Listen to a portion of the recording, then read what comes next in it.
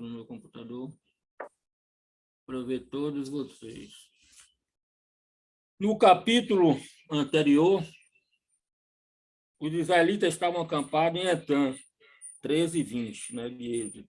De lá Deus destruiu para retroceder e se acampar em defronte de Piairote, diante de Baal-Zefon, junto ao Mar Vermelho. Estranho, né? Estranho, eu estou fugindo, eu estou indo embora, já andei 100 quilômetros para trás do inimigo, daqui a pouco vem a ordem, eu estou dando aqui uma noção, né? Vem uma ordem, voltem para trás, voltem aí 50 quilômetros e se acampem. O que é que o que é que esse povo ia pensar, né? Que ordem é essa? Eu estou querendo cada vez ficar longe lá desses homens e o Senhor manda que a gente retroceda e se acampe. Muito, muito estranho. Sem sentido, né? Não fazia sentido essa ordem aí. Mas vamos ver. Versículo 13, eu campo diante do rio Elefon. Para Faraó, a rota que os israelitas estavam tomando não fazia o menor sentido. Faraó não compreendeu também o que o povo de Deus estava acontecendo. Eles estavam perdidos, o povo estava perdido, desorientado na terra. O que estava acontecendo? Faraó pensou que ele parecia que o povo estava perdido, desorientado. Outras Bíblias continuam a dizer, o rei pensara que eles estavam com medo de atravessar o deserto, que estavam desorientados, tentando encontrar outro caminho para sair do país. Mas não era nada disso que estava acontecendo. Tudo isso vinha de Deus, movendo para conseguir o objetivo do seu propósito. E propósito, eu vou falar muito assim em objetivos. Os objetivos de Deus era outro. Embora essa estratégia parecia estranha para ambos os lados, né, tanto para os israelitas como para os egípcios, era um negócio estranho. Mas ela serviu para o propósito, ou seja, de Deus, os objetivos dele. E qual era o propósito no versículo 4? O propósito de Deus era pegar o exército de Faraó. Primeiro propósito, né? Vou pegar Faraó, a isca vai ser os israelitas, vou mandar eles retroceder, que eles vão vir atrás aí. Deus endurecer o coração dele, e aí ia ser a sentença final para Deus pegar Faraó e a totalidade que a gente leu lá. Faraó e todo o seu exército, todo o seu povo, todos os seus carros. Estava vindo o Egito todo atrás deles, entendeu? Qual era o segundo propósito de Deus com essa armadilha, essa estratégia dele? Libertar Israel. Ah, mas se ele fosse continuasse andando, eles iam ser libertos. Talvez, não sei. Mas podia ficar alguma dúvida. Será que foi o Senhor? Ou foi Moisés? Até foi Moisés. Deus queria mais uma vez ser glorificado através dos egípcios e mostrar o seu poder. Ó, 3 aí que ele queria. Exterminar o exército de Faraó, libertar Israel e mostrar o seu poder. No versículo 4, o próprio Deus explicou seus motivos, dizendo que o seu propósito era endurecer o coração de Faraó. Já falamos muito sobre esse endurecimento. Até questionamos, será ele que tinha um coração duro de Deus? Mas no final da narrativa das pragas, o texto indica que Deus estava endurecendo o coração de Faraó para atingir os seus propósitos, ou seja, objetivos. Quando ele enviou as pragas e libertou seu povo, demonstrou que, de fato, era um Deus soberano sobre todos e tudo. Quando a gente colocarmos isso na nossa cabeça, que Deus está acima de tudo, nós não vamos temer nada e nem ninguém. Podem ficar à vontade para colocar as mãos, viu? Não espere eu pedir nem falar nada. Quando nós compreendemos isso, nós temos um Deus que é soberano sobre tudo e todos, não vamos temer nada. Quando o faraó viesse atrás de israelita e fosse derrotado, Deus seria honrado e glorificado. Os egípcios saberiam que ele era o Senhor. No versículo 5, ao ficar sabendo que os israelitas haviam saído do Egito, faraó e seus oficiais se perguntaram: o que é isso que fizemos? O que é que nós fizemos? Largamos nosso bem precioso, a gente vai ler lá na frente. Olha o que a gente perdeu. Essa pergunta aqui que eles fizeram a eles mesmos, já tinha pais que estavam dizendo assim: erramos, nós cometemos um erro, né? Estamos perdendo o nosso bem precioso, nossos escravos, quem vai fazer tudo para a gente. Talvez seus conselheiros, havia a pressão até, né? Talvez, esse talvez aqui, né? Interpretação nossas. Talvez seus conselheiros tenham informado que Israel estava tentando fugir da terra como ele temera, em vez de apenas ir ao deserto para adorar. Pressão, né, do povo, dos capitães, dos oficiais. Faraó, o comandante supremo de todo o exército e desse povo, dessa nação. Tinha que tomar uma atitude, né? Praticamente, como eu falei aqui, eles estavam admitindo: erramos. O que é que a gente vai fazer?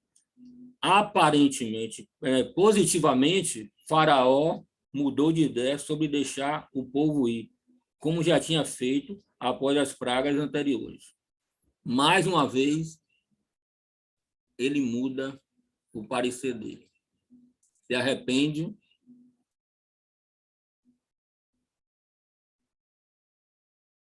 Como já tinha feito anteriores. De qualquer maneira, os egípcios perceberam que tinha perdido um bem precioso.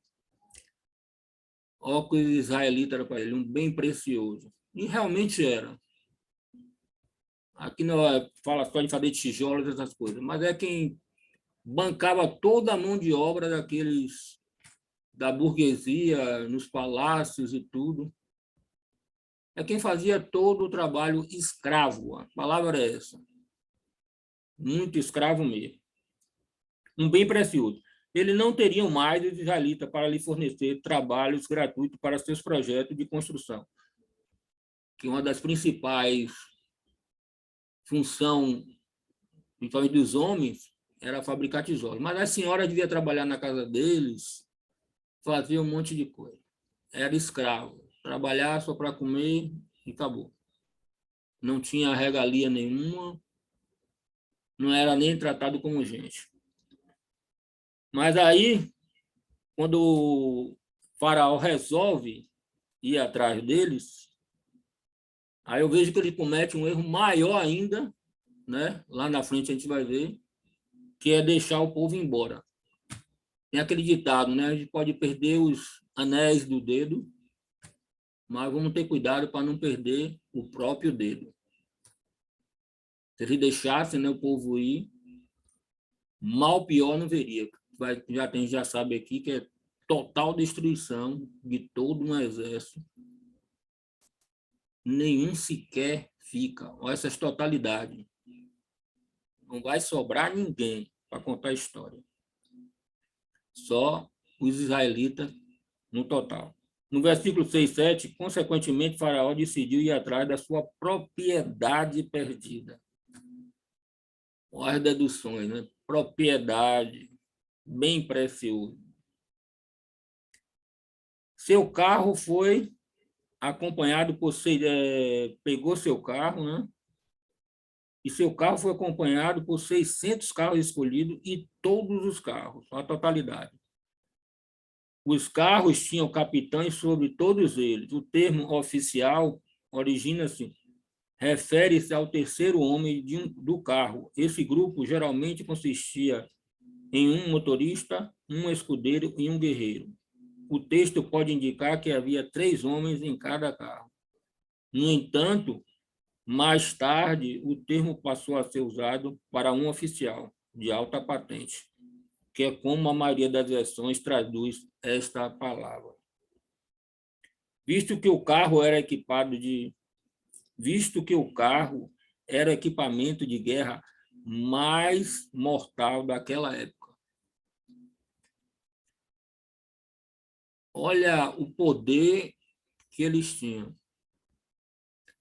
Nessa época, Israel não tinha exército, não tinha nada. Israel não tinha nada, não era treinado para se defender, não ia ser muito fácil. Ia chegar lá e dizer, mudei de ideia, embora voltar, né?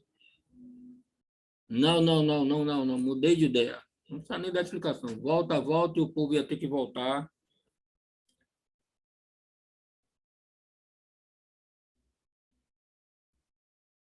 O equipamento mortal de guerra disponível da época. O equivalente a um tanque de guerra atual. Imagine nós a pé e tanques de guerra invadindo nossa cidade, digamos aqui, ou se a gente estiver em fuga, um tanque de guerra atrás de nós. O que é que a gente faria? Deu para imaginar? 600 carros, mais de 600 carros. Né? Ele fala assim, 600 carros e todos os carros. Israel vai tremer. As forças de Faraó eram realmente formidáveis. Para aquela época, não ia ter como encarar de jeito nenhum. No versículo 8, um resumo dessa situação é apresentado nesse ponto. O faraó não só tinha mudado o coração, mas o Senhor também tinha endurecido o coração dele. Portanto, o faraó perseguia os israelitas enquanto eles saíam afoitadamente. Aqui a gente vai ver um pouquinho agora como é que Israel estava se comportando. Enquanto eles mudaram de ideia, né? Olha como eles eram articulados, né? Bem assim, né? Em termos de comunicação e tudo. Em pouco tempo, ele juntou todo aquele exército, os carros cavalarianos, todo mundo se já juntou e já saiu e já partiu. Olha a organização que os egípcios tinham. Era realmente formidáveis a preparação dele. Enquanto isso, Israel saía afoitadamente. Afoitadamente é uma expressão traduzida como, literalmente, triunfantemente, vitoriosamente. Esse afoitadamente. Quando eu falo afoitadamente, que eu li a primeira vez, eu disse assim, afoitado, será que foi às pressas, correndo? Afoito, né? Não. Triunfante. Vitória. Com ouro, prata, despojaram, né? Receberam porção de presente. Vitória. Deve ter saído cantando, dançando, pulando, né? Aqui eu não volto mais. E muitas outras expressões. A expressão sugere confiança da parte de Israel, provavelmente por ignorar o perigo que os ameaçava. Eles nem imaginaram, né? O que é que poderia vir atrás. Que o certo seria, né? Vamos sair daqui depressa antes que esses homens mudem de ideia, porque esses homens já mudaram de ideia mais de 10 vezes. Vamos cair fora sem olhar para trás, entendeu? Que está vindo lá, que nem Sodoma e Gomorra, está vindo chumbo grosso. Mas não foi isso que aconteceu. O povo saiu cantando e dançando, achando que estava tudo bem. Versículo 9. A narrativa é retomada a partir do 7, acrescentando que Faraó perseguiu os israelitas com seus cavalarianos e seu exército. Essa perseguição foi bem sucedida. A força egípcia alcançou os israelitas quando eles estavam acampados perto do Mar Vermelho. Viu que eles eram muito bons? Foi rápido.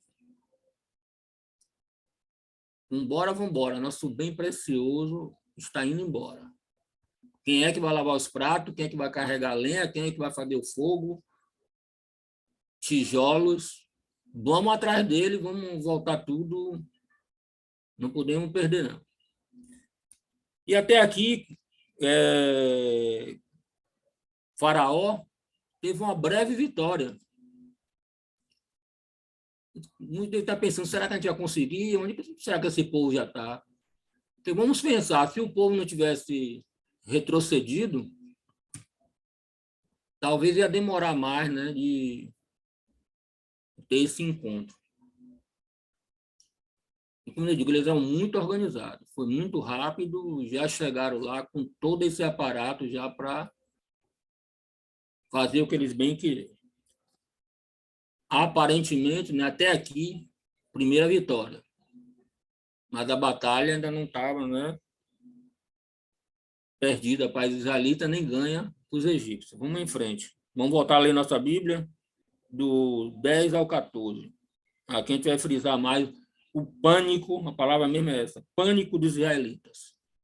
Vamos ler a Bíblia. Alguma mão? Não. Vou começar a ler. E chegando o faraó, os filhos de Israel levantaram os olhos, e eis que os egípcios vinham atrás deles, e temeram muito. Então os filhos de Israel clamaram ao Senhor, e disseram a Moisés: será por não haver sepulcro no Egito que nos tirasse de lá? Ó, quanta queixa! Para que morremos nesse deserto? Por que nos trataste assim, fazendo sair do Egito?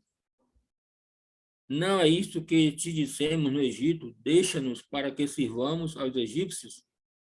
Porque melhor nos fora servir aos egípcios do que morrermos no deserto. Aí, versículo, acho que é capítulo 3, alguma coisa dessa.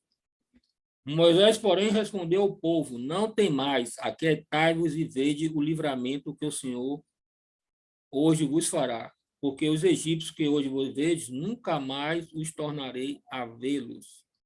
O Senhor pelejará por vós, e vós calareis. Vamos para a nossa explicação. Capítulo 10, versículo 10. Quando os egípcios se aproximaram, os israelitas temeram muito. Imagina, olhou para trás,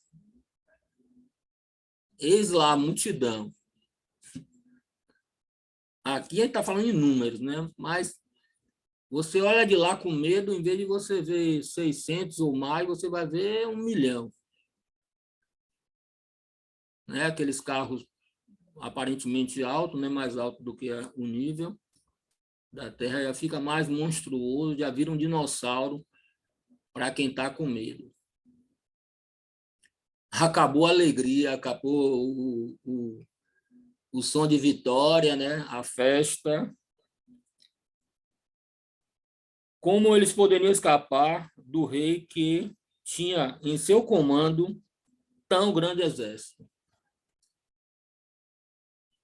Imagine que eles não passaram.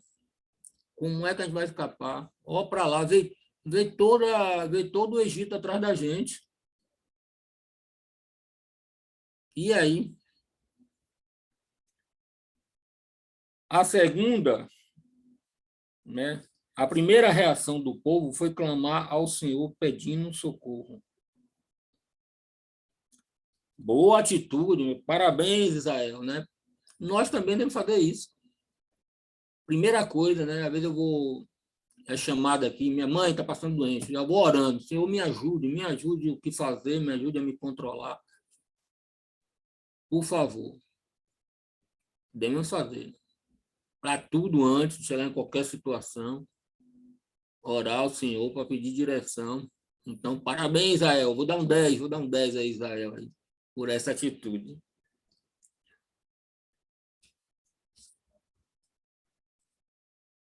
Um e dois. A segunda reação de Israel foi reclamar. Pronto, acabaram. Fez igual a Pedro, né? Foi elogiado e depois foi rejeitado lá, né? Tomou o retruque dele. Reclamar. Pedir a Deus socorro, a segunda é reclamar a Moisés, coitado de Moisés, tem que ter o bode expiatório, né? Alguém para botar a culpa. Inúmeras vezes esse povo fez isso. Quando vai tudo bem, palmas, palmas. Uma vez não dá nem palma, ninguém diz nada. Agora, se quando uma coisa sai da linha, quem é que teve essa ideia? Eu sabia, eu não falei, mas eu já sabia que era errado, mas eu fui. Sempre tem alguém para a gente culpar. Não passando para a aula dos outros. No capítulo 16, eles vão reclamar por comida, né? E sempre comparando assim, né? De por que não deixou a gente lá no Egito? Por quê? Era para ter deixado lá. Olha que ingratidão. No capítulo 16, eles vão fazer isso, Deus vai e manda o maná. Come o maná. No capítulo 17, eles sentem sede. Eles vão reclamar por água. Você viu que de tanto eles reclamarem, né? Moisés entrou lá no bolo deles e depois foi Moisés que foi crucificado, né? E levou a culpa. Não entrou na terra prometida. Eles perguntaram, ironicamente, o porquê Moisés ter o levado ao deserto para morrer. Esse pânico que eu notei aqui lendo várias vezes, eles não estavam... O pânico era tão grande que eles não pensavam que ele ia voltar a ser escravo, não. Não sei se eu estou errado. Eles estavam com medo de morte mesmo, devido a esses capítulos que a gente leu aí, deles dizer porque não deixamos a gente morrer lá no mão de Davi. Graças a Deus alguém vai me ajudar. Viu? Eles estavam tão em pânico, que esse pânico não foi voltar a ser escravo, não. Porque parece até que eles gostavam de ser escravo, né? Que lá tinha tudo. Olha a Lica dando risada. Eles que estavam com pânico de morrer. Posso? Davi, fala, Davi. Logo mais lá no início, um dos pontos, né, que foi citado é a parte da servidão, né? Que eles serviam como escravos, era uma mão de obra barata para o Império do Egito, né? Era uma mão de obra barata. Então, aí eles iam perder muito com isso, até porque a população de judeus, né, de Israel era muito grande, a população israelita era muito grande. Então, era uma mão de obra gigantesca, não era um povo pequeno, era uma mão de obra gigantesca que eles iam perder. Então, aí eles viram que eles iam perder muita coisa, a servidão do povo de Israel. E tem o segundo ponto, seria o orgulho deles perante as outras nações. Eles estavam liberando uma mão de obra escrava assim, sem nenhuma contrapartida.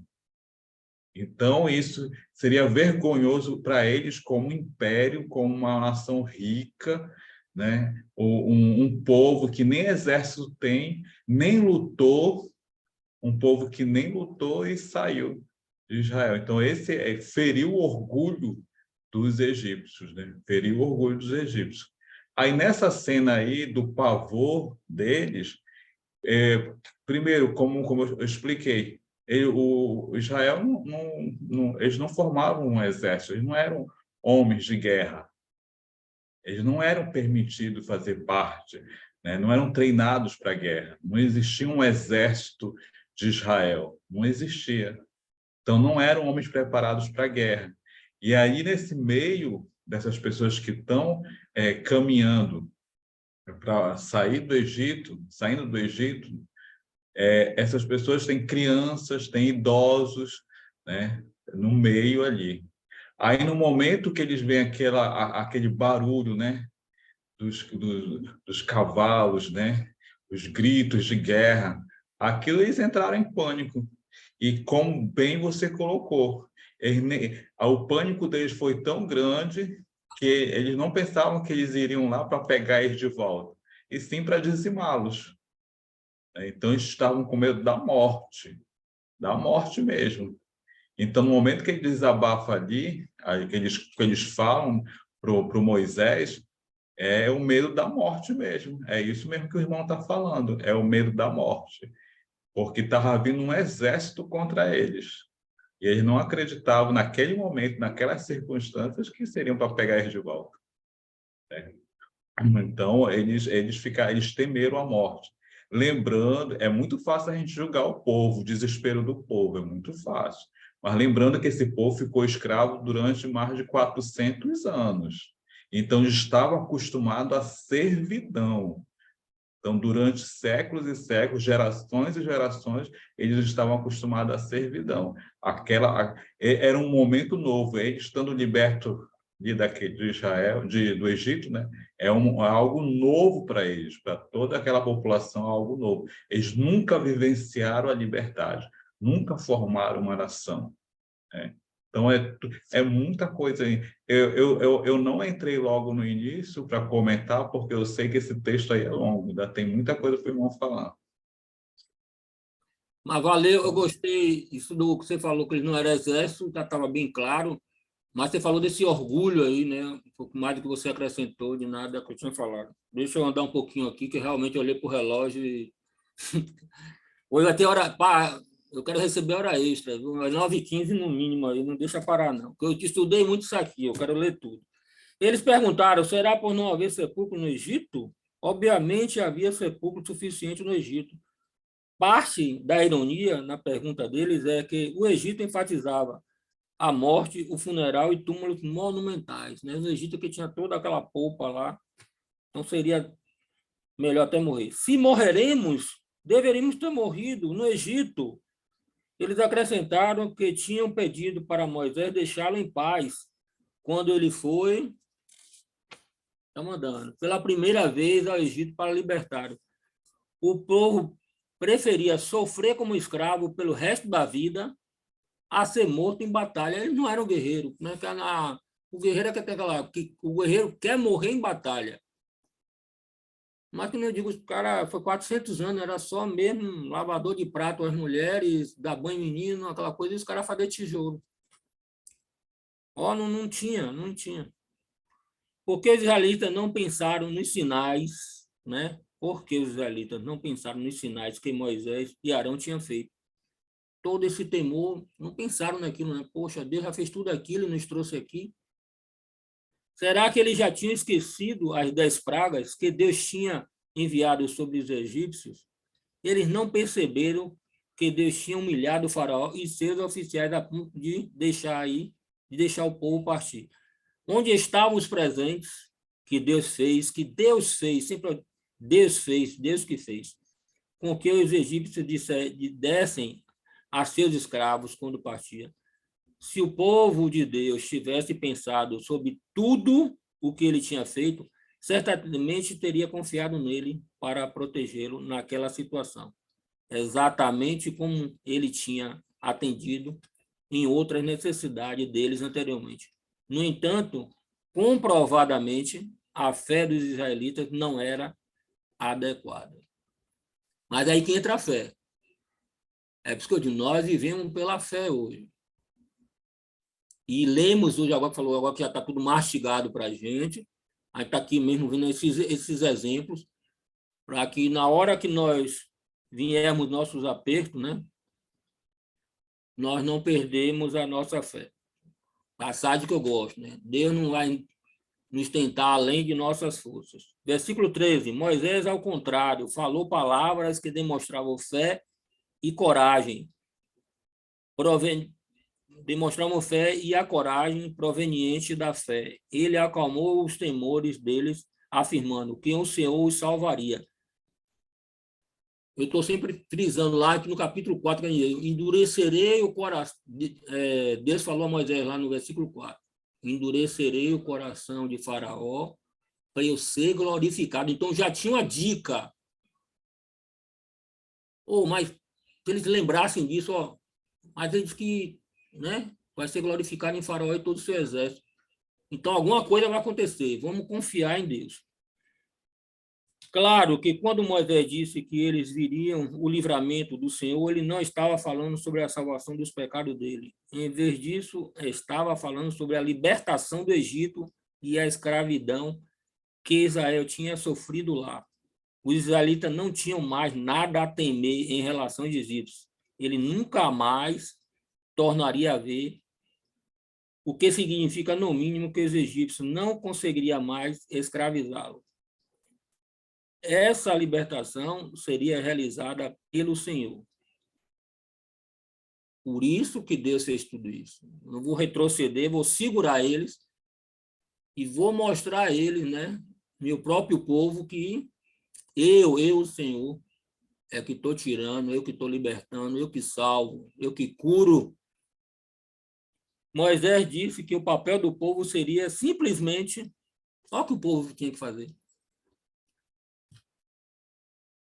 Às vezes eu me perco aqui no que está escrito. O papel do povo seria simplesmente aquietar-se e observar o que o Senhor estava prestes a fazer. Em vez de aquietar, algumas versões apresentam a tradução: fiquem parados, fiquem firmes, tenham fé. Aí eu que estou dizendo, fiquem parados, agora tenham fé. Não mandou retroceder, voltar para trás, vai acontecer alguma coisa aí. Versículo 14. Quando Deus luta por alguém, tudo que a pessoa tem de fazer é ficar quieto, observar silenciosamente e vê-lo vencer a batalha. O Senhor pelejará por vós. É a ideia principal dessa passagem. Giovanni, vai. Nessa explicação do irmão do versículo, né? O Senhor lutará por vocês, tão somente acalme-se, trazendo para os dias de hoje, lá no Efésios 1:3, Deus nos abençoou nas regiões celestiais em Cristo Jesus, somos abençoados. Efésios 6:11 nos orienta, né? Vistam a armadura de Deus, pois nossa luta não é contra humanos, mas contra poderes, autoridades, contra os dominadores deste mundo. Então, Deus, nós somos abençoados em Cristo Jesus nas regiões celestiais e por ele somos defendidos, como fala aqui agora o que o irmão acabou de ler. Se nós lembrarmos muito bem aqui, em Êxodo 12:12, Deus falou, quando passaria o anjo da morte, ele executaria juízo sobre todos os deuses do Egito. A luta ali não era o povo de Israel contra o faraó, e sim contra os deuses do Egito. Deus mostrando quem era o Deus Yahvé. Lá em Efésios 6:1-8, Deus fala a Abraão que ele é o Deus que se apresentou ao antepassado Isaac, Jacó, a Abraão, mas que não havia se apresentado como o Senhor, o Deus Yahvé, que agora faria essa apresentação e diria quem era ele. Então, a luta aqui, embora parecesse humana, não, era nas regiões celestiais. O Satanás usando o faraó e os seus contra o povo de Deus e Deus defendendo o seu povo. O que é mais que eu observei aqui do irmão, no começo aqui também, aqui fala no 14:4, todavia eu serei glorificado. O objetivo de Deus, desde o começo, foi mostrar para todos quem era Deus. Ao seu povo, Israel, para que onde formar o povo, então, meu povo, vou formar meu povo. Nós que estamos há um bom tempo estudando com o de Manaus, desde Gênesis lá, Deus está formando o povo dele, está se apresentando quem é o Deus de toda a criação, vai vencer todos os deuses com D minúsculo, e o objetivo era ser glorificado por meio de Faraó e seu exército. Eu já tinha falado isso nos 5:2 e no 9:15. Se Deus quisesse, ele já teria eliminado todos os egípcios, Faraó todos. Não, eu vou mostrar um passo a passo, vou conduzir meu povo para que todos conheçam quem sou eu. Com calma, vou dar as 10 pragas, executou o juízo na 10ª praga aos deuses do Egito, e agora o irmão vai entrar mais uma demonstração de poder, vai batizar o seu povo no Mar Vermelho. Nós vamos ver adiante. Só esse pequeno detalhe. Amém. A guerra espiritual, concordo com você, mas tem os representantes físicos. Agora, nessa situação, o povo egípcio é representado por esses deuses. Eles mesmo clamam, né? Eles dizem que esses deuses são os deuses deles, né? Israel representa o Senhor. O Senhor pelejará por vós. Vou repetir. É a ideia principal dessa passagem. Vamos nos tranquilizar. É um tema importante no Antigo Testamento. Embora os israelitas estivessem arregimentados, né, o Senhor era o guerreiro que lutaria por eles. Mais para frente, nesse capítulo, quando os egípcios viram que estavam derrotados, eles disseram, o Senhor peleja por eles contra os egípcios, no 14:25, a gente vai chegar lá. Somente porque o Senhor peleja por eles, não por causa das suas forças superiores, armamento ou capacidade militar, foi que Israel conquistara a sua liberdade. Ficar bem claro isso. Por isso que tinha que retroceder, ficar mesmo encurralado, de um lado do deserto, do outro lado do deserto, na frente do mar.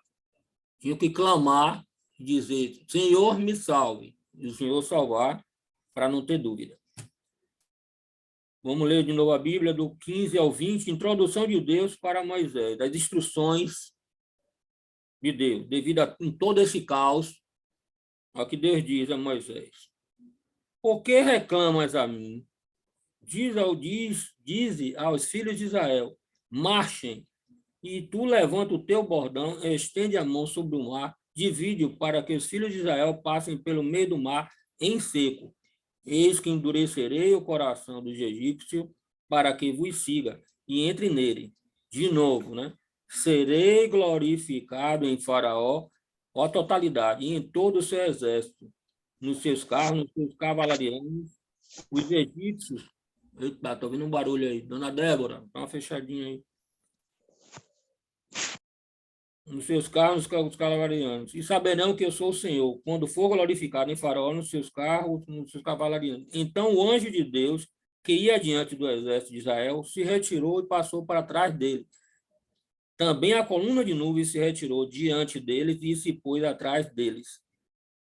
E ia entre o campo dos egípcios e o campo de Israel. A nuvem era escuridade para aqueles e para esses esclarecia a noite, de maneira que em toda a noite esses e aqueles não puderam aproximar-se.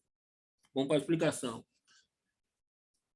No versículo 15, o Senhor está respondendo a um pedido do povo. O povo não clamou, né? A resposta inicial de Deus foi, por que clamas a mim? Era como se ele estivesse dizendo, vocês não confiam em mim para salvá-los? Não precisa clamar nem reclamar. Então Deus deu uma ordem surpreendente, marchem. Israel estava entre a cruz e a espada, entre os egípcios perseguidores e o mar intransponível. Que palavra boa. Por que estão reclamando? Por que estão clamando a mim? Marchem. Confiem em mim, tenham fé. Atrás deles havia o exército de Faraó, o deserto de seus dois lados e o mar à sua frente. O que eles deveriam fazer? Deus disse, marche. Versículo 16. Em seguida, Deus explicou como o povo poderia avançar. Aí vem Moisés. Moisés deveria levantar o bordão dele, estender a mão sobre o mar e o mar se dividiria. Os israelitas passariam por terra seca. 17 e 18. Deus novamente endereceria o coração dos egípcios e eles também para segui-los. Quando fizessem isso, Deus seria honrado por meio deles. Essa é uma referência ao fato de que Deus destruiria o exército egípcio no mar.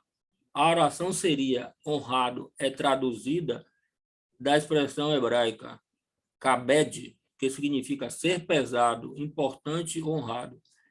Às vezes a palavra é usada em referência a pessoas ricas e influentes que tinham o respeito e a admiração de outras pessoas. Além disso, que é o principal, esse termo geralmente é usado para dar a Deus a honra que ele merece.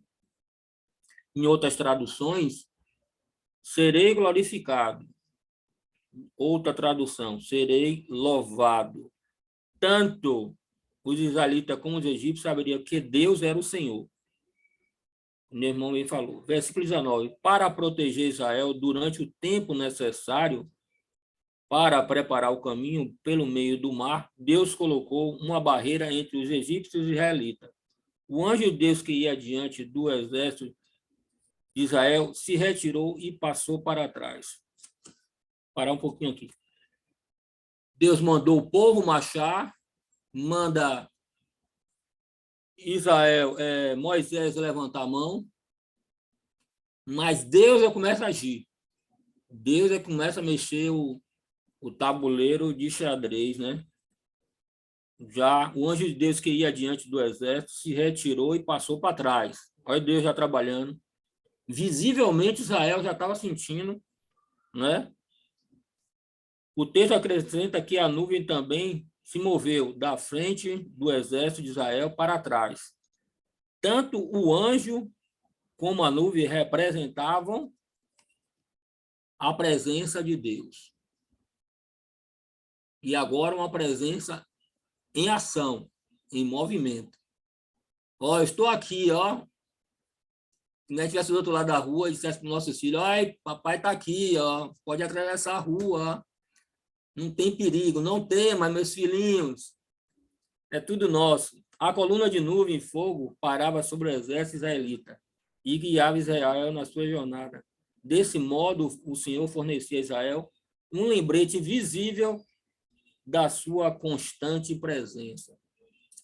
Hoje não temos isso, nós estamos pela fé, mas temos todos esses testemunhos para nos fortalecer e acreditar no nosso Deus.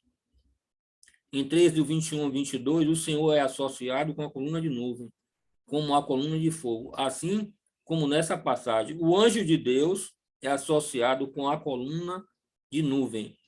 De certo modo, o Senhor, o anjo de Deus e a coluna significam Deus e sua presença entre os israelitas. Estou aqui o tempo todo, vi uma presença visível. A gente às vezes desfaz lá daqueles irmãos lá, mas ele tinha todo, né, digamos, o contexto deles lá, né? Não tinha espírito e muitas outras coisas. Aí só Davi para dar uma peninha lá, botar uma peninha lá nos irmãos. Mas está tudo bem. Versículo 20. A nuvem que ficava entre os dois campos fornecia um pouco de luz, mas a sua principal função era manter os egípcios longe do povo de Deus, enquanto a noite passava e o vento soprava, formando um vale, um lindo vale pelo mar. E o anjo de Deus lá, mexendo e mostrando, eu estou com vocês, visivelmente. Vamos voltar para a nossa Bíblia. Os israelitas libertos, esse subtema aqui, do 21 ao 25. Então Moisés estendeu a mão sobre o mar, e o Senhor, por um forte vento oriental que soprou toda aquela noite, fez retirar-se o mar, que se tornou em terra seca. As águas foram divididas. Os filhos de Israel entraram pelo meio do mar em seco. As águas lhe foram qual muro à sua direita e à sua esquerda. Os egípcios que os perseguiam entraram atrás deles, a totalidade, com todos os cavalos de Faraó, seu exército e seus cavalarianos, até o meio do mar. Na vigília da manhã, o Senhor, na coluna de fogo e da nuvem, viu o acampamento dos egípcios e alvoratou o acampamento dos egípcios. Emperrou-lhes as rodas dos carros e fez-los andar dificultosamente. Então disse os egípcios, fujamos da presença de Israel, porque o Senhor peleja por eles contra os egípcios. Ok? Vamos para a interpretação. 21. Moisés, grande servo do Senhor, continuou seguindo a instrução do Senhor. Ele estendeu a mão e Deus. Moisés, a função de Deus era levantar a mão, mas quem dividiu tudo, quem fez tudo, Deus. Dividiu as águas por meio de um forte vento oriental que soprou toda aquela noite. Deve ter sido um evento dramático. Aqui essa semana tivemos um vento aqui em Salvador, jogou telha para cima, e quando eu digo, eu moro aqui no mar, o mar está aqui a 50 metros de mim.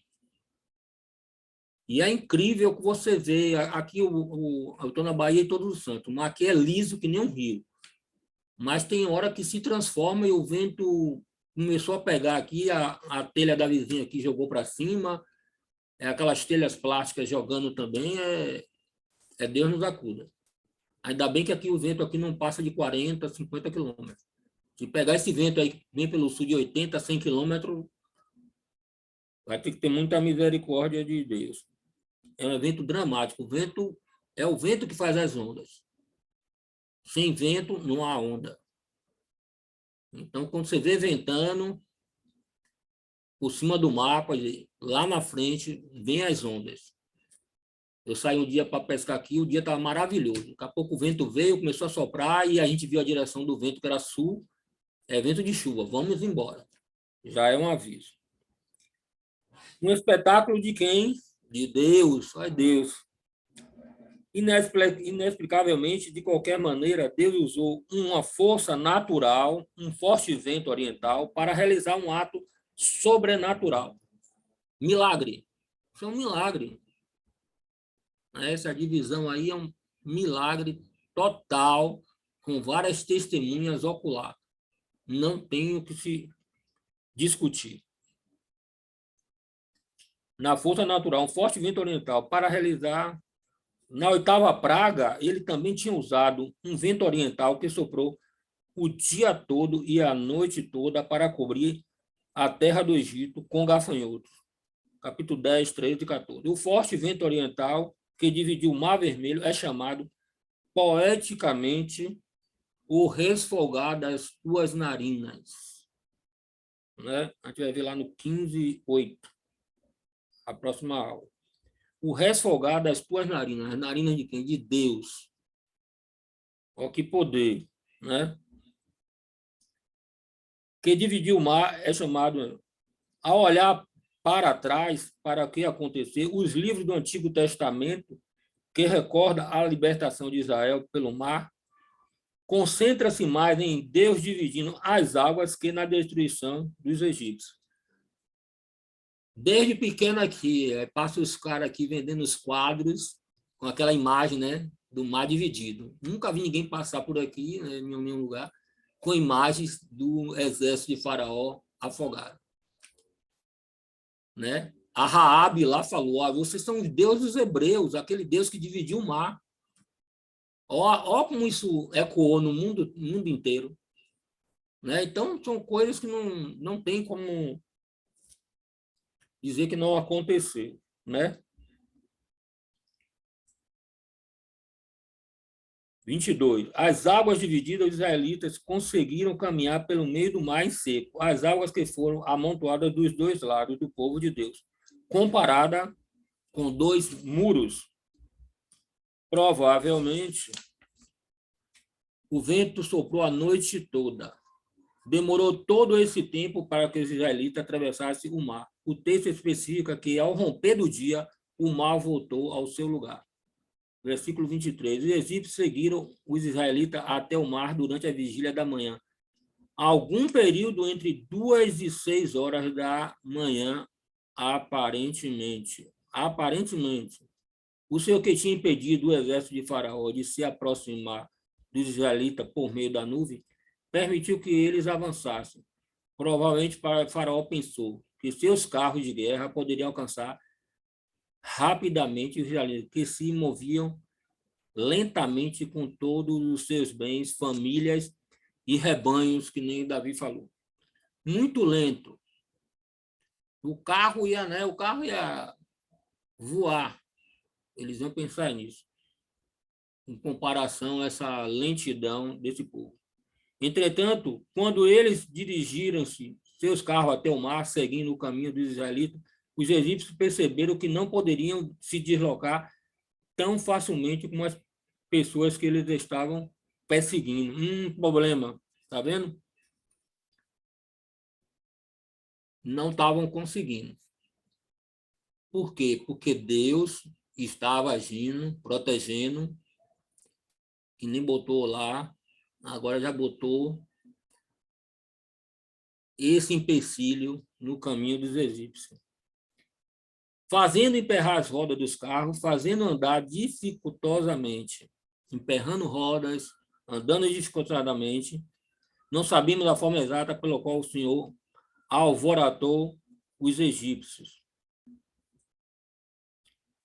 Alguns comentaristas especulam que os carros pesados de guerra que os egípcios tinham quebrado na superfície seca, sobre o qual os israelitas tinham passado, fazendo com que as rodas dos carros movimentassem lentamente, emperrassem ou até mesmo caíssem.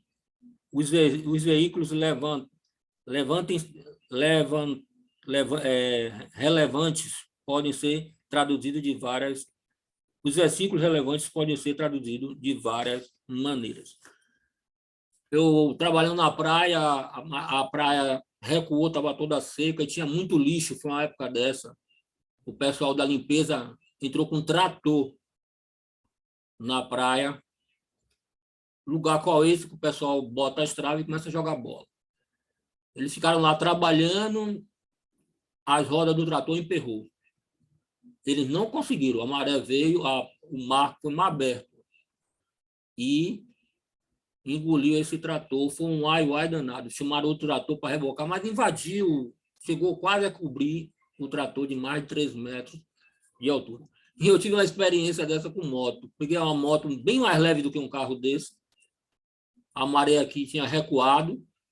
Eu achei de entrar com a moto. Atolou ao ponto de eu soltar da moto e ela continuar em pé. Entrou até o motor e as rodas. Uma moto cross, num peso de 70, 80 quilos. Uma moto leve, bem levinha, bem simples. Qualquer pezinho, às vezes, com essa lama, ela coisa. Entendeu? Mas vamos lá. Nesse ponto, os soldados de Faraó perceberam que não conseguiriam vencer Israel. Eles concluíram que seus problemas foram causados pelo Senhor, o Deus dos hebreus. Talvez eles tinham refletido sobre algo que eles haviam esquecido, tudo o que o Senhor tinha feito no Egito para permitir as fugas de Israel. Ao lembrar-se, temeram os seus pensamentos e deixaram de se capturar Israel e passaram de ser fugir da presença de Israel. Quando eles viram emperrando roda, quebrando, cavalo pulando, todo aquele alvoroço, ele disse, vamos fugir. Não vamos capturar. Vamos pensar em nos salvar. Vamos imaginar a confusão nas fileiras dos egípcios. Os soldados dirigiram até o mar, mas agora alguns estavam tendo dificuldade para mover seus carros.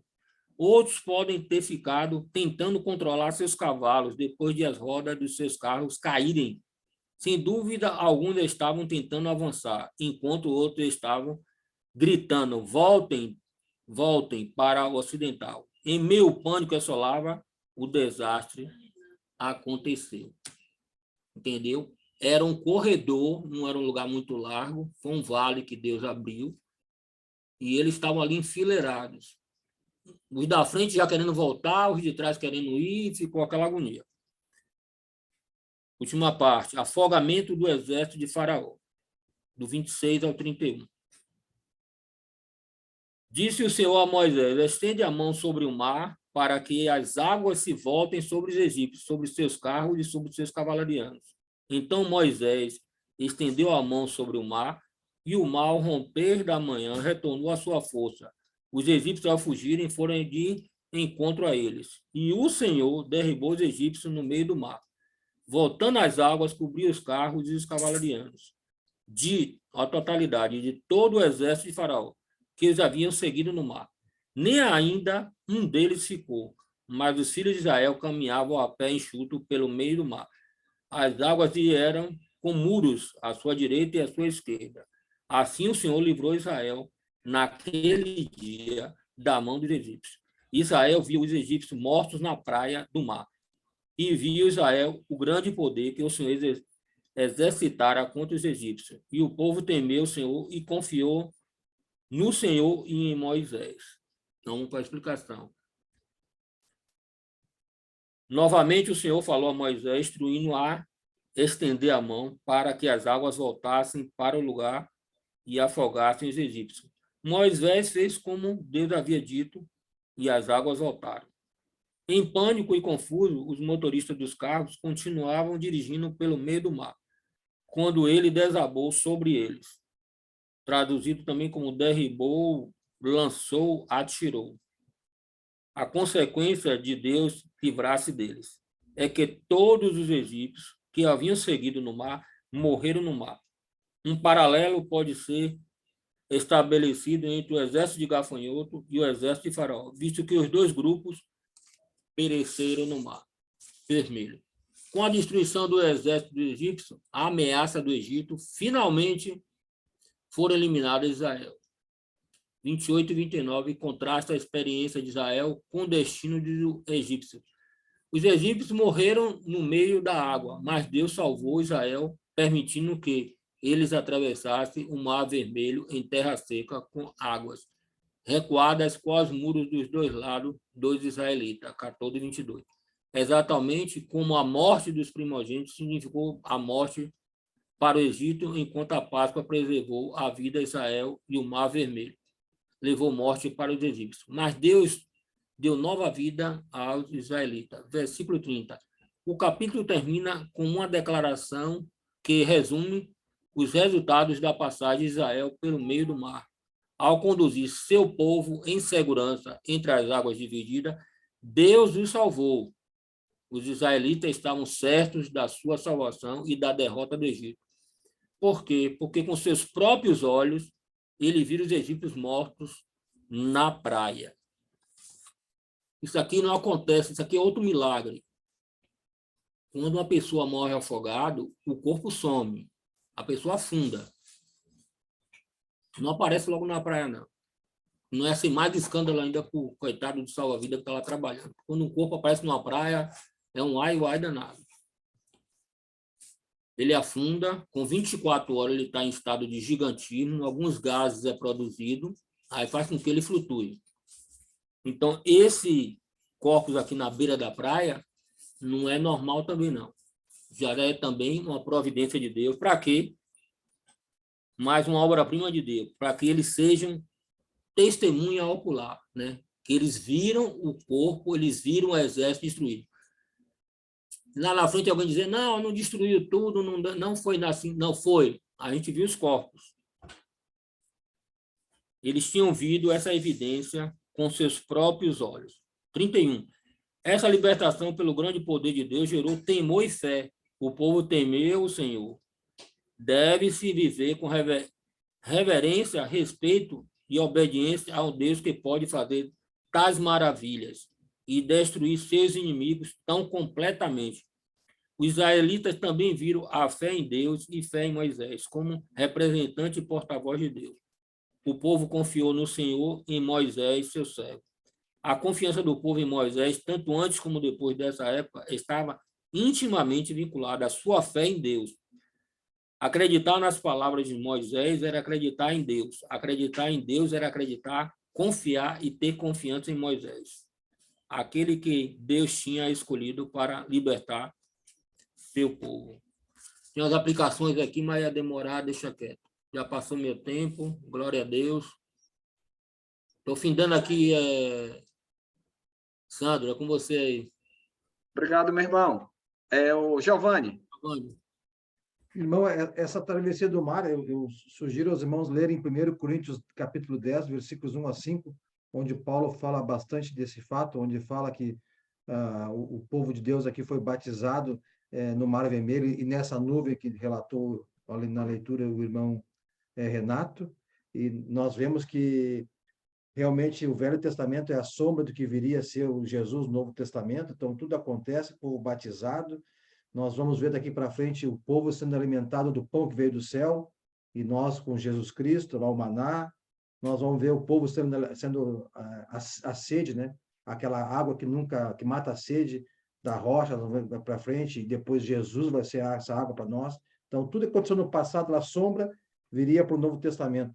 E o que eu falo para os irmãos, o Renato pegou bem, nós somos privilegiados, porque temos toda a revelação completa. Tudo se encaixa como um quebra-cabeça. Quebra-cabeça foi o irmão que falou, que não fui eu, não me lembro qual irmão. A Bíblia é um quebra-cabeça que vai tudo se encaixando. E até entendo os irmãos lá no passado, eles não tinham essa revelação completa. Eles não tinham toda essa obra que nós temos hoje.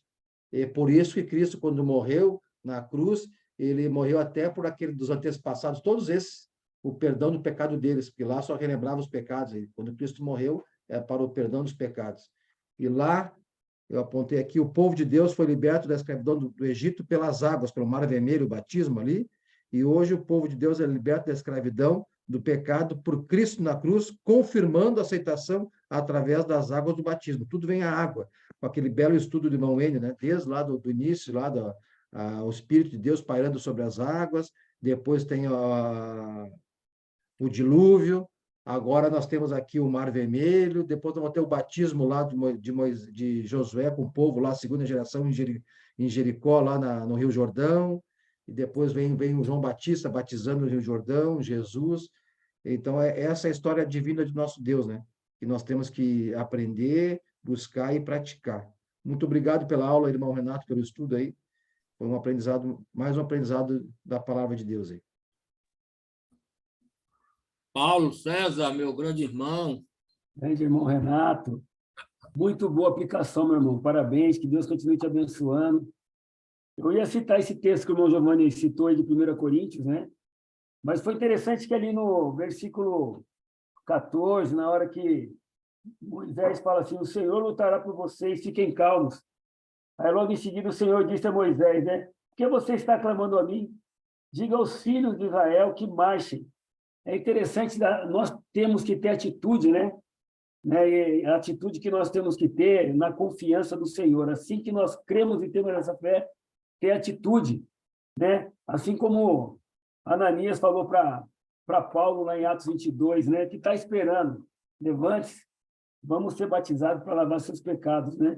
Que é essa representatividade, né? A gente ter as atitudes, porque Moisés aqui teve a atitude, né, da fé e fazer essa travessia, né? Vamos marchar, vamos confiar no Senhor. Parabéns aí pela aplicação, irmão, gostei muito. Deus continue te abençoando aí.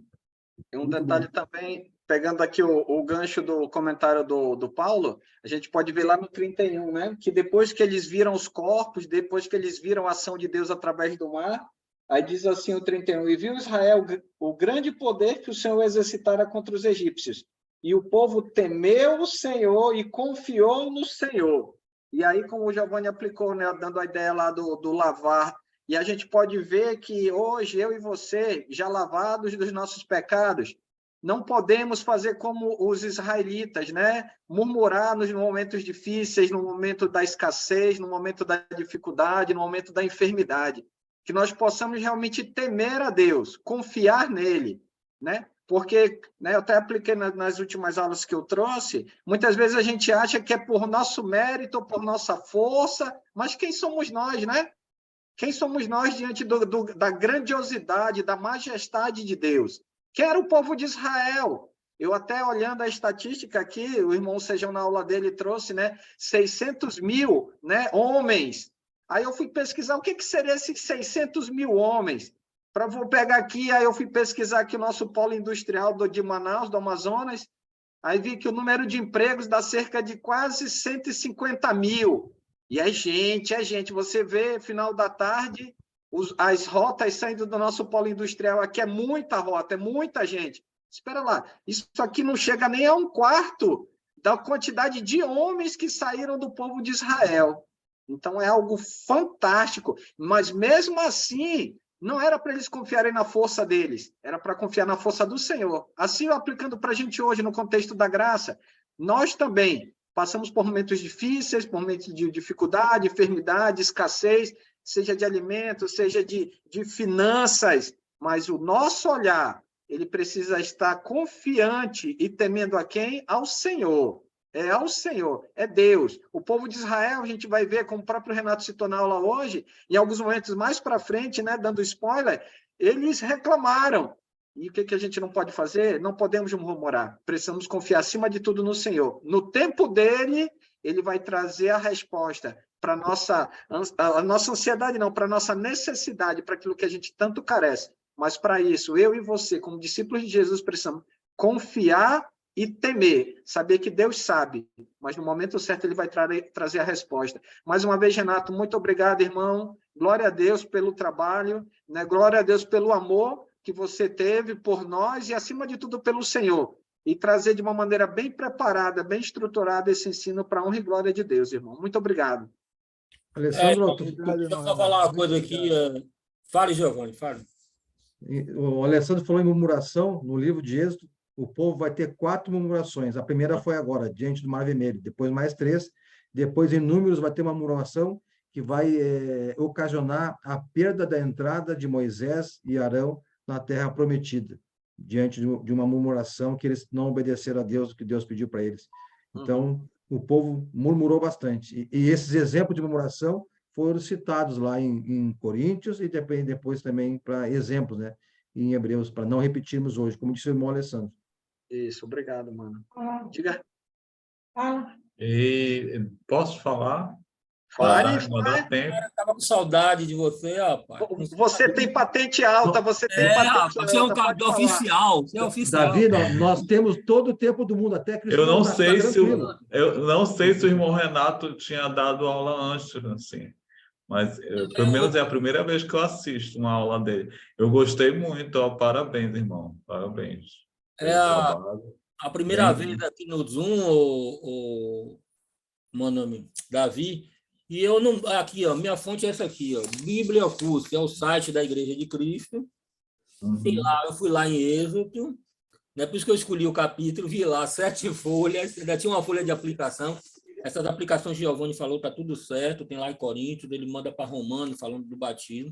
Eu fui lá, estudei, fiquei lendo 50 vezes, risquei tudo e tentei fazer o meu melhor, entendeu? Obrigado pela paciência de vocês e glória a Deus. Entre lá, Bíblia, lá tem tudo. Valeu. Um coraçãozinho para ti, Renato. Um coraçãozinho para ti. Pelo tempo que eu conheço o Renato, é a primeira vez que eu vejo o Renato dar uma aula espetacular. Deus te abençoe, meu irmão. Amém, Rubens. Glória para você e glória a Deus. Renato, muito obrigado aí. Valeu, Continue sempre avante aí na obra do Senhor. Valeu. Estava excelente, Renato. Estava excelente. Muito obrigado. Muito obrigado. Boa aula, Renato. Bom, muito bom. Eu quero fazer um convite para os irmãos. Terça-feira, às 20 horas, também nós temos estudo de Êxodo. São estudos um pouco diferentes em relação a mapas. Um ajuda o outro, o entendimento e o conhecimento. Lá foi explicado, eu não quis falar aqui o porquê que não foi na linha reta horizontal, que era mais perto lá até a Canaã, por que foi por baixo, a explicação geográfica direitinho. Aí mostra onde é o Monte Sinai, as 2 hipóteses, porque não dá uns conhecimentos diferentes, históricos, geográficos dos historiadores. É bom juntar os de domingo e o de terça-feira. Só vamos crescer em conhecimento. Amém. Giovanni, o problema é que está batendo com o Diênio, aí eu prefiro, né, por verdade e tudo, a consideração. Sim, eu sei, mas é que do Diênio já... E tem dias que não está tendo ninguém, não está tendo estudo. Será que não podia dar de novo aquela mexida que você sabe dar aí? Veja aí. Todos os dias ocupados, Renato, todos os dias. Segunda-feira tem o Enio às 20 horas. Terça-feira tem... o Enio às 19 e às 19, 20 e Eduardo às 20. Quarta-feira nós temos o Josué às 20, Avaíra às 20, Marcos Sacramento às 20. Quinta-feira temos o Neves às 19, quinta-feira temos o Alessandro às 20, temos 2. Sexta-feira temos o Enio Júnior às 19, às 20 temos o Avaíra e o Paulo Botar, não tem. Sábado temos o Josué, domingo tem o irmão Manaus. O que eu posso dizer é glória a Deus. Glória a Deus, glória a Deus. Eu sou um que vou trocar o presencial daqui de quinta-feira quando começar Atos, porque o livro de Atos eu já li 4 vezes, sempre tem algo para aprender. Eu quero participar e contribuir com os irmãos. Amém. E lembrando que a gente começa dia 1º, né? A primeira quinta de junho, né? Com o livro de Atos, ou ele vai trazer aula introdutória e aí depois eu sigo junto com os irmãos como a gente tem feito em Lucas. Tá bom? Passar para o Paulo, então, para a gente finalizar esse nosso estudo de hoje, para a honra e glória do nosso Deus. Vamos orar. Soberano Deus e Pai, obrigado por estarmos aqui reunidos, Pai, num só corpo, Pai, Obrigado por glorificarmos o seu santo nome, por lembrarmos de Jesus hoje no nosso culto de adoração, lembrar desse grande amor, desse teu plano de salvação por todos que estamos aqui. Que possamos ser sal nessa terra, Pai, levando as boas novas do Senhor, o teu amor para aquelas pessoas que estão precisando, para todos que não o conhecem. Sou grato pela aula de hoje também, ó Pai. Que o Senhor possa continuar abençoando o irmão Renato no seu trabalho, nessa sua dedicação, que ele possa nos trazer mais aulas, ó Pai, que o Senhor possa também, ó Pai, glorificar e abençoar cada um que está aqui presente. Obrigado pelo irmão Alessandro, que tem se esforçado, Pai, sempre nos trazer esse estudo, e também agradecemos pela saúde de cada irmão. Continue abençoando a saúde do irmão Davi, ó Pai, que aqui está presente, cuida de cada um, da irmã Giana, ó Pai, que o Senhor colocou as suas mãos sobre a vida dela, Senhor. Somos gratos por cada irmão que está aqui presente, ó Pai, sabendo que Tu cuida de cada um, que o Senhor é o Senhor das nossas vidas, ó Pai. Proteja a nossa semana, Pai, que possamos ter uma boa noite de sono, que possamos, ó Pai, nessa semana, glorificar o Teu nome, e que possamos, ó Pai, levar o Santo Evangelho a todas as pessoas. E é no nome de Jesus, nosso único Senhor e Salvador, ó Deus, que assim somos gratos por esse grandioso dia de hoje, Pai.